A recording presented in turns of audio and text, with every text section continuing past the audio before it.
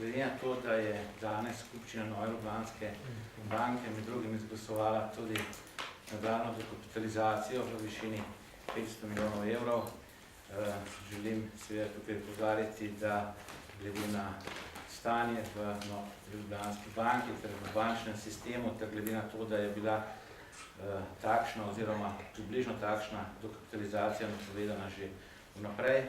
se pravi, gre za pričakovano odločitev skupščine Nove Ljubljanske banke. Potem pa velja opozoriti, da si močno želim, da je to strani države zadnja dokapitalizacija, da bo tej dokapitalizaciji sledilo tudi boljše upravljanje in vodenje te banke, in sicer tako, da se bodo pokazali pozitivni rezultati v čim bližji prihodnosti. Gre namreč za to, da če govorimo o dokapitalizaciji, o tem, da je država neposredno ali posredno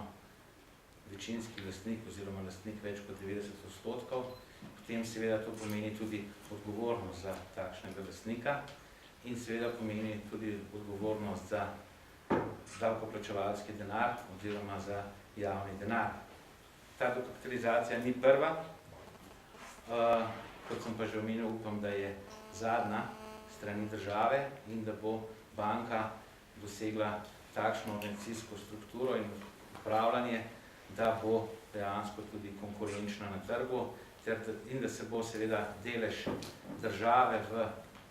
finančnem sistemu oziroma v bančništvu postopoma zmanjševalo. Se vemo, da so v posrednem lastništvu še ali neposredno Nova kreditna banka Maribor, A-banka in seveda v popolnem državnem lastništvu tudi SID banka. Glede na to, da je danes bil tudi sprejet sklep, da se število nadzornikov zmanjša iz 11 na 7, upam, da bo to prineslo seveda tudi večjo učinkovitost pri delu nadzornega sveta. Dejansko pogrešam tukaj tudi kakšnega mednarodnega strokovnjaka v tem nadzornem svetu, predvsem v tem nadzornem svetu, zaradi tega, ker dajo mednarodni strokovnjaki drugačno noto v samem delu, predvsem gledajo na stvari običajno bolj nevtralno. Seveda je povezana, da tako rečem, sanacija bančnega sistema in sanacija Nove Ljubljanske banke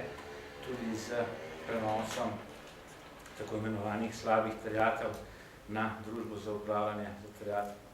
terjatev bank. Kot vem, to uspešno poteka in seveda lovi se datum konec junija in takrat bo seveda tudi znano, koliko po kakšni ceni, predvsem kakšni vrednosti. Po drugi strani pa si želim, da bodo poleg te finančne injekcije strani davkoplačevalcev, poleg novega nadzora in upravljanja, da se bo seveda tudi začela ugotavljati odgovornost za kredite, ki so bili dani na ugotovljen način, dale so jih ugotovljene osebe, ugotovljeni so zneski, ugotovljena so jamstva, ugotovljeni so vračilni roki in ugotovljene so seveda tudi obrestne mere. In te krediti so žal danes predmet odpisov in slabitev, kar pomeni, da je verjetno šlo tudi za nestrokovne podlage in tudi za strokovno delo v sami banki in seveda zaradi tega upam, da bodo seveda tudi vsi tisti, ki so za to odgovorni, dejansko sprožili ustrezne postopke, koliko mogoče o